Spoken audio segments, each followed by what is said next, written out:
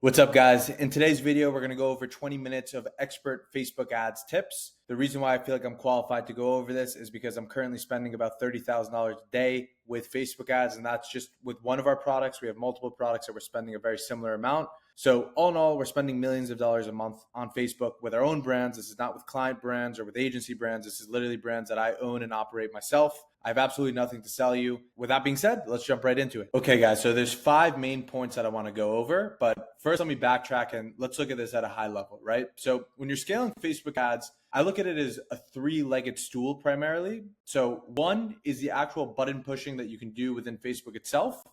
2 is your creative strategy and creatives. And 3 is your funnel strategy. Now there's other components as well, like your offer and other pieces like that. But for the sake of just, let's just assume you have a good product and a good offer. To scale it, those are the 3 main levers. Now, if we put weight on those different levers, I would say that creatives probably hold 60% of the overall weight, funnels probably 20%, and the actual media buying aspect is probably the other 20%.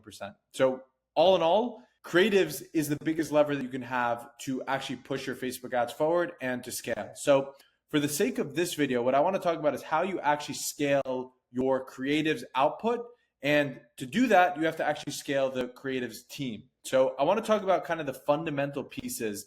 And a lot of these pieces I actually learned more recently, especially since bringing on an amazing creative strategist. So shout out to her.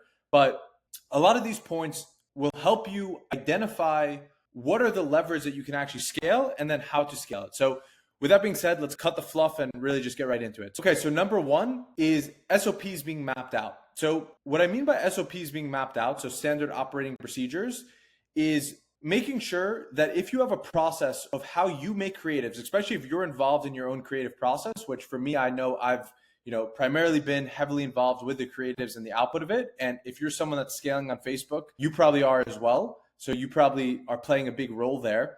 The first thing that you need to do is take all of the unique things that you're doing and make sure that those things are documented. So if you have a unique way that you go about writing your own ads or your own scripts, or you have your own creative style of how you do it, or maybe you're the one who's actually doing the video editing and you have a very unique style of how you do your own video editing, right? Whatever factor that you're doing that makes your Facebook ad scale, make sure that you have those pieces documented that people from the outside might not have, right? Because if you find the best talent in the world and they come into your business, but you don't have the things that are making your business work as of today properly documented, then it doesn't matter how good the person is, it's not going to be able to scale. So the first things you need to make sure the things that are currently working in your business and the processes that you're currently doing in your business to make it work is documented. And this applies to you, but also key team members, especially if you want to start to scale. So if you have a video editor that's doing a very specific process of how maybe they're sourcing B-roll clips or picking different B-roll clips or doing a specific type of flow or how they utilize music, things that maybe you didn't decide, but they decided, you need to make sure that is also documented. So overall, whatever key functions you have, and I have a whole video based on systems, so you guys can check that video out after, but whatever processes you have that are making the current system of your creatives process work, make sure that that is documented. Now, the way to document it is super simple. What I like to do is literally do the task myself, record a loom while I'm actually doing it. So just a screen recording of what I'm doing. But instead of just doing the task to myself, I'll just speak out loud and explain exactly what's going on through my head as I'm doing each of the tasks.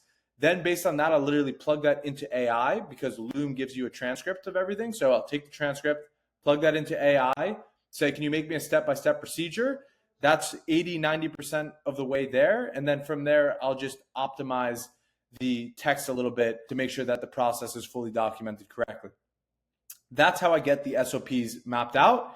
And then from there, I'll use my own SOPs to see if it still works. So I'll go through it, do the task again. If it works the same, then it's good enough. Then I'll give it to a team member. I'll review their work.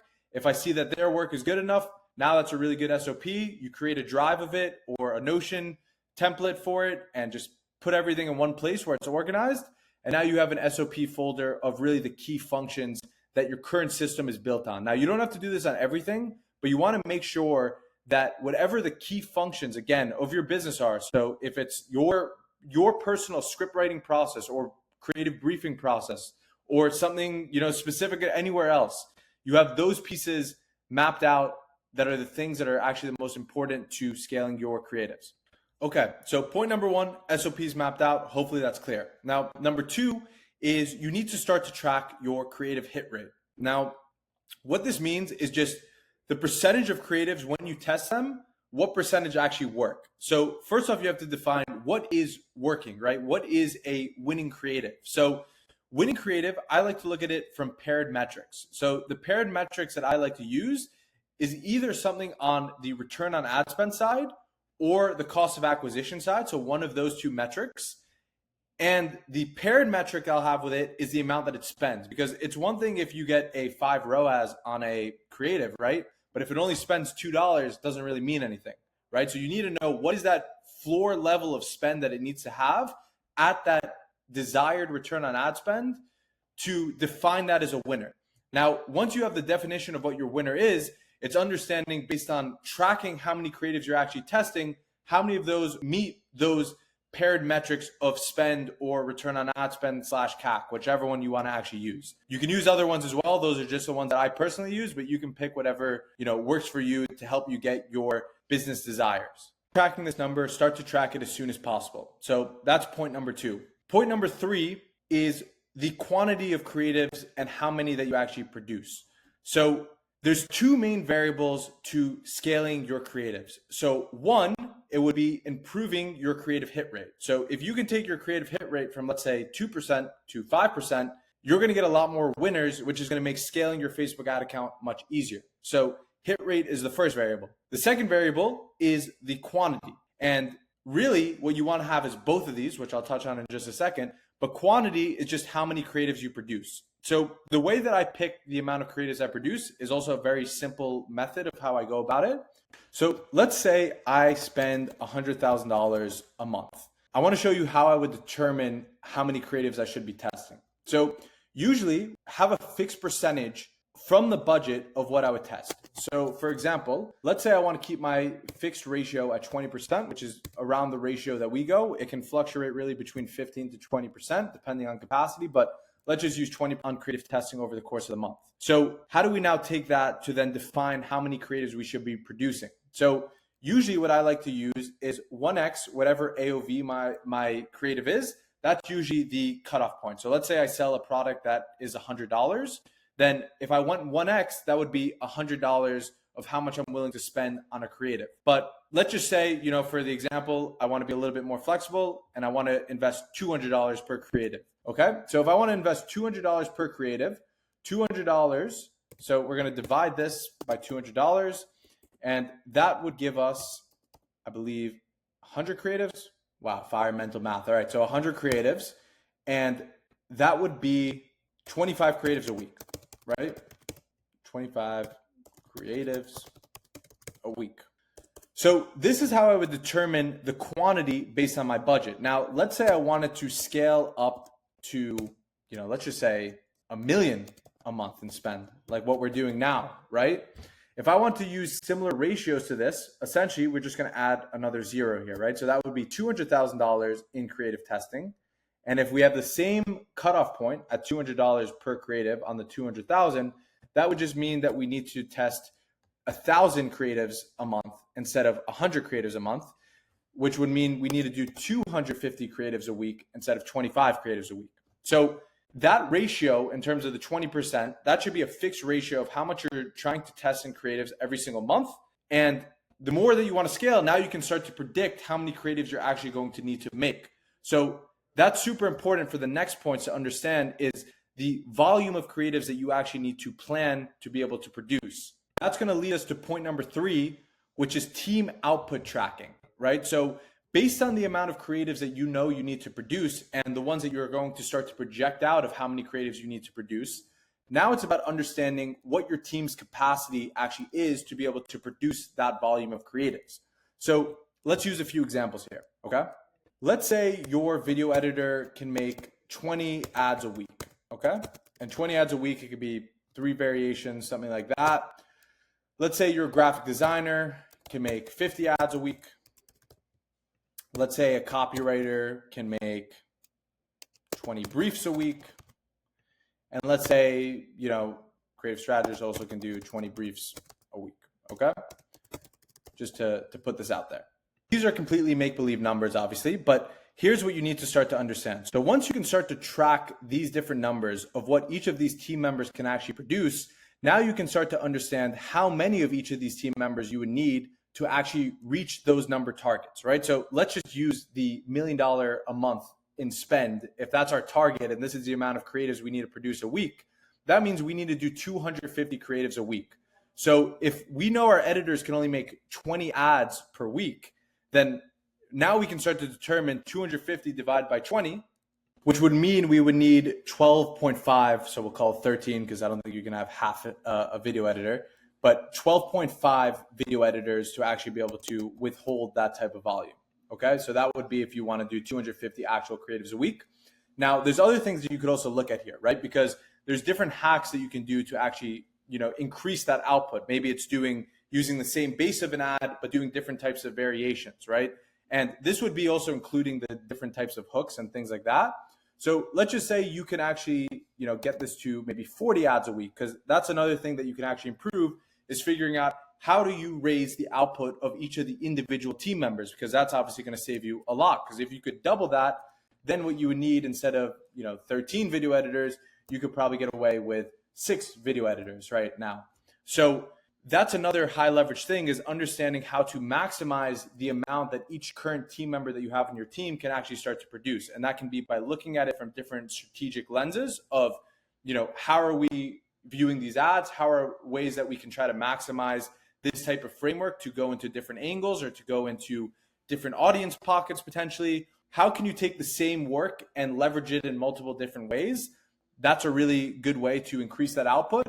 But moral of the story is we can look at this with each of these different positions, obviously, but you have to start to understand based on what the actual output is. So tracking, based on your different team members, what are they actually producing, to then align that with what your overall targets are to actually hit the spend volumes that you're trying to get at. All that ties to the point number 1, which I said, which is mapping out your core SOPs, because if there's a core process that you do when you're doing your creative briefing, you want to make sure that that's properly documented. So if you need to scale copywriters, or if you need to scale creative strategist, or whatever position you need to scale, whether it's a video editor, because maybe you did it, maybe a video editor did it, like I said before, you have the current processes that are being used to produce your winners already documented, so that these different positions have access to it in a very quick manner and can utilize your current processes, plus take their outside skill to be able to scale these different members faster, right? Because especially if you're trying to go, from $100,000 a month in spend, which is already a lot. So, I'm giving a pretty extreme example, but maybe it's you're trying to go from, $10,000 a month in spend to $100,000 a month in spend, right? That could be the other case, right? Somewhere in between this. It doesn't have to be as high, but the thing is, all of these ratios are fixed, right? So the 20% would hold constant on that $10,000 in spend, and same at the $100,000 in spend, and then same at $1 million a month in spend, right? So that ratio is all the same, and this all applies no matter really what level of spend you're at. It's just understanding based on the amount of spend that you want to do, how many creatives, if you have that fixed ratio of 20% testing budget, maybe it's 15%, you could do whatever, makes sense for you. But based on those different ratios, how many creatives you actually need to produce. And then to produce those creatives, what are the members and team that you would need to actually be able to produce it based on the current capacity that you're tracking. So what you need to do is, at a high level, is just first off, start tracking all of these different numbers, right? You need to know what your hit rate is, because that will tell you, how frequently you would produce winners, which will then actually tell you what your testing ratio should actually be. So I guess to backtrack a little bit, because if you have a really high hit rate, maybe you're okay with keeping your testing budget at 10%. So you don't have to waste as much budget testing, because you know that a higher number of your ads are going to win. But if you know that your ratio isn't as good, then you probably want to test a little bit more so that you can get to those winners at an accelerated pace. So that's why the hit rate is super important to understand, because that will tell you what percentage of your budget you should allocate towards testing. That's number 1. Number 2, the quantity you have to keep at a fixed ratio, because the more you scale, the more budget you're going to be spending on Facebook. And like I said, 60% of success is due to winning creatives. So you need to make sure that your production of winning creatives stay the same the higher you scale. So that's why the quantity is super important. And then for team, you need to be able to get that quantity only by understanding what you actually need out of your team so that you can set up the proper team to be able to do it. So that goes to the last point over here, which is just hiring correctly to bring in good team members at a quick rate. So the way that I like to do it more than anything is through poaching or headhunting, if we want to say it the polite way. So headhunting being looking for competitor companies that are usually a few steps ahead, that you already know that they have the talent and they're doing creatives in a way that you admire and want to emulate in some sense, and finding editors that are already trained or copywriters that are already trained or creative strategists that are already trained in those systems that you want to emulate that you know are working well. So what this does is it eliminates skill as the variable when you're going to hire. And really now the only thing you have to find is the culture fit and making sure that people would actually want to work with you as well, right? So it goes vice versa. So this is one of my favorite ways to hire. This could be its own video, so I'm not going to go too much into the strategy of what we use to actually bring in those people. But point of the matter that you just need to understand is start by making a list of the companies that you admire and that are usually a few steps ahead. So if you're doing 7 figures a year, try to find some 8-figure a year brands. If you're already at 8 figures a year, try to find some 9-figure a year brands. And look at those companies and try to filter by the different positions that you need. Send some good outreach messages, do a really good hiring process. You know, if you've got to this point, you probably know some good amount of things about hiring, but if you're not utilizing this strategy, then definitely start using this for finding these different positions listed over here. And then of course you could just do the traditional routes of job post, which the amount of talent that you're going to find doing this route is probably, 10% of what you would find if you go the poaching route. But this is quicker in a lot of ways and just more straightforward and easier to do. So that's, you can use Upwork or other platforms like that.